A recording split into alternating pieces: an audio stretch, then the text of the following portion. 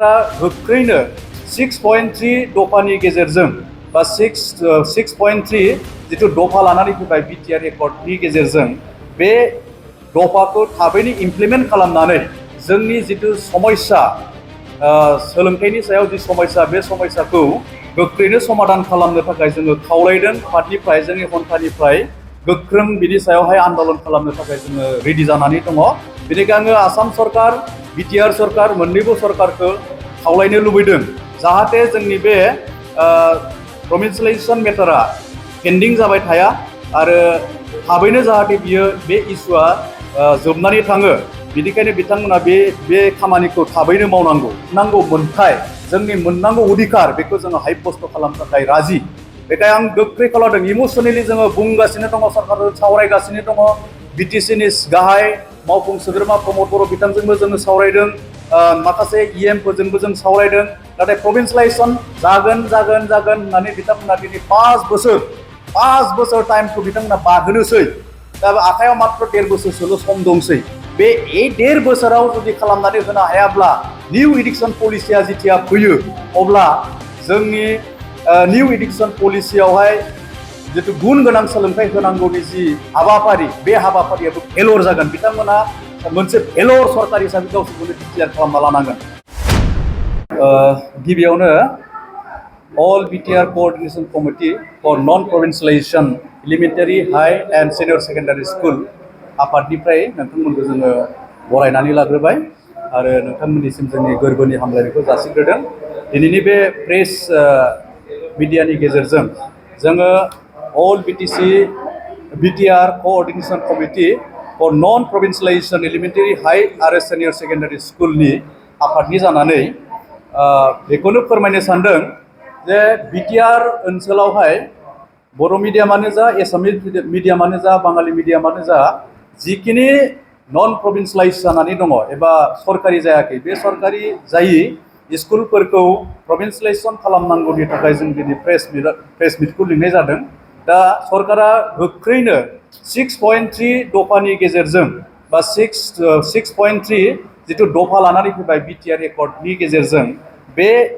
दफाखौ थाबैनो इमप्लिमेन्ट खालामनानै जोंनि जिथु समस्या सोलोंथाइनि सायाव जि समस्या बे समस्याखौ गोख्रैनो समाधान खालामनो थाखाय जोङो खावलायदों आरो गोख्रै खावलायदों। नङाब्ला जोङो जोंनि आफादनिफ्राय जोंनि हन्थानिफ्राय गोख्रों बिनि सायावहाय आन्दोलन खालामनो थाखाय जोङो रेडि जानानै दङ। बेनिखायनो आङो आसाम सरकार BTR सरकार मोन्नैबो सरकारखौ खावलायनो लुबैदों जाहाथे जोंनि बे प्रभिन्सियेलाइजेसन मेटारा पेन्डिं जाबाय थाया आरो थाबैनो जाहाथे बियो बे इस्युआ जोबनानै थाङो। बेनिखायनो बिथांमोना बे खामानिखौ थाबैनो मावनांगौ बेखौ जोङो खावलायदों। मानोना गोबां बोसोर जोंनि ओनसोलाव प्रभिन्सियेलाइजेसन मेटारा पेन्डिं जानानै थाबाय थादों। दिनैसिमबो सरकारा जोंखौ थगायबोगासिनो दङ आरो बे थगायबाय थानायनि थाखायनो दिनै गोबां फोरोंगिरिफ्रा सोरबा रिटायार्ड जालांदों सोरबा थैलांदों आरो बिनि सायावहाय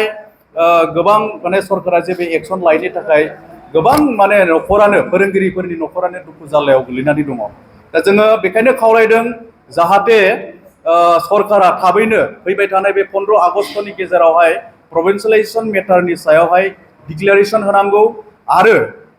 बै 22 तारिखआव आगस्ट 22 तारिखआव जिथु एसेम्बलि जागोन आसाम एसेम्बलि बे एसेम्बलियावहाय बाजेट उत्थापन खालामनानै बाजेट लाबोनानै बिल पास खालामनांगौ बेखौ जों हन्थानिफ्राय जों गोख्रों खावलायदों गोख्रों जों जाजानायखौ लुबैदों।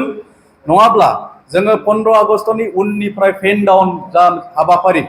मोनफ्रोमबो स्कुलखौ फरायसालिखौ जोङो बन्द खालामगोन आरो 15 तारिखनिफ्राय जोङो सप्तासे फेन डाउन खालामनायनि उनावहायनो जोङो गोख्रों आन्दोलननि हाबाफारि लागोन आरो बेयावहाय डु अर डाइ जों फोरोंगिरिफ्रा जि खालामनांगौ जों खालामनो थाखाय माखासे हाबाफारि थि खालामनायजों बेनिखायनो BTR सरकार आरो आसाम सरकार थाबैनो गोख्रैयै जोंनि प्रभिन्सियेलाइजेसन मेटारखौ थाबैनो संशोधन खालामनांगौ एबा सुस्रांनांगौ होननानै जोङो दाबि खालामदों। गासैबो जोंनि फोरोंगिरि बिथांमोनखौबो आङो खावलायहरनो लुबैयो जाहाथे जोंनि मोनफ्रोमबो हाबाफारियाव बिथांमोना बाहागो लाफैगोन आरो जोङो बिथांमोना जानजि खाफ्रानानै दंखायो जिहेथु जों गोबां मेसेज मोनदों। दा बेखायनो दा बे 15 तारिखआव 15 आगस्टआव जाहाथे भारतनि उदांस्रि सान बे सानाव आसामनि चिफ मिनिस्टारा डिक्लेरेसन खालामाब्ला जोङो गोख्रों हाबाफारि लानानै जोंनि जिथु मोननांगौ मोनथाय जोंनि मोननांगौ अधिकार बेखौ जोङो हायब्यस्त खालामनो थाखाय राजि बेखाय आं गोख्रै खालामदों इमोसनेलि जोङो बुंगासिनो दङ सरकारजों सावरायगासिनो दङ बिटिसिनि गाहाय मावफुं सोद्रोमा प्रमद बर' बिथांजोंबो जोङो सावरायदों माखासे इएमफोरजोंबो जों सावरायदों नाथाय प्रभिन्सियेलाइजेसन जागोन होननानै बिथांमोना दिनै 5 बोसोर टाइमखौ बिथांमोना बारहोनोसै दा आखायाव मात्र 1.5 बोसोरसोल' सम दंसै बे 1.5 बोसोराव जुदि खालामनानै होनो हायाब्ला निउ एडुकेसन पलिसिया जिथिया फैयो अब्ला जोंनि निउ एडुकेसन पलिसियावहाय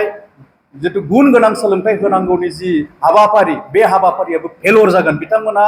मोनसे फेलर सरकार हिसाबै गावसोरखौनो डिक्लेयार खालामना लानांगोन आरो फैबाय थानाय बे इलेक्सनाव बिथांमोना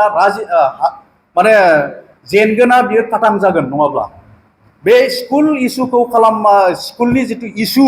प्रभिन्सियेलाइजेसन मेटारनि जि इस्यु बे इस्युखौ बिथांमोना थाबैनो खालामनानै होआब्ला फैबाय थानाय बिथांमोननि बिटिसि इलेक्सनानो जा बिटिआर इलेक्सनानो जा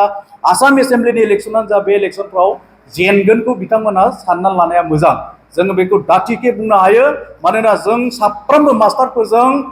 गथ'फोरनि गार्जेनफोरा सोमोन्दोआव दङ आरो बिथांमोननि गेजेराव थांनानै जोङो जोंनि राजखान्थियारि जितु मबिलाइजेसन हाबाफारि बे हाबाफारिखौबो जों लानो गोनां जानो हागौ बा लानो गोनां जागोन बेखाय जोङो सरकार बिथांमोनखौ जों सरकाराव जाय बिथांमोना जिरायदों बिथांमोनखौ खावलायदों बिटिआर दफानि बिटिआर एकर्डनि दफा मथे 6.3 जितु इमप्लिमेन्टेसन खालामनांगौ उइदाउट कन्डिसन बिटिसिआव 6 शिड्युल हिसाबै उइदाउट कन्डिसन फ्लेगशिप पलिसि लाबोनानै जि पलिसिजों बिथांमोना स्कुल कलेज प्रभिन्सियेलाइजेसन खालामनायनि हाबाफारि लादोंमोन बेखौ थाबैनो मावफुंनानै होथों अन्यथा जोङो बिनि सायावहाय गोख्रोंनिफ्राय गोख्रों हाबाफारि लानो थाखाय जानजि खाफ्रानानै दङ नङाब्ला जोङो ओरैनो जिरायनानै थानाय नंला बेखौ जोङो दिनैनि बे प्रेस मिटनि गेजेरजों खावलायहरदों आरो फैबाय थानाय समाव जाहाथे बे खामानिखौ थाबैनो मावफुंना होयो गोजोन्थों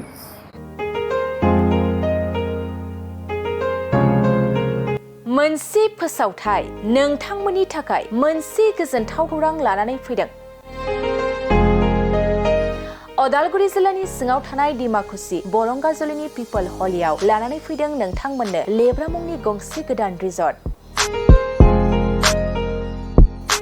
नोंथांमोना बे लेब्रा मुंनि गंसे गोदान रिजर्टखौ तामुलपुर रडनिफ्राय फैब्ला सुख्लाय ब्रिजनि आगदा आरो अदालगुरि रडनिफ्राय फैब्ला सुख्लाय ब्रिजनि सिगाङाव आगसिथिंजाय मोननो हागोन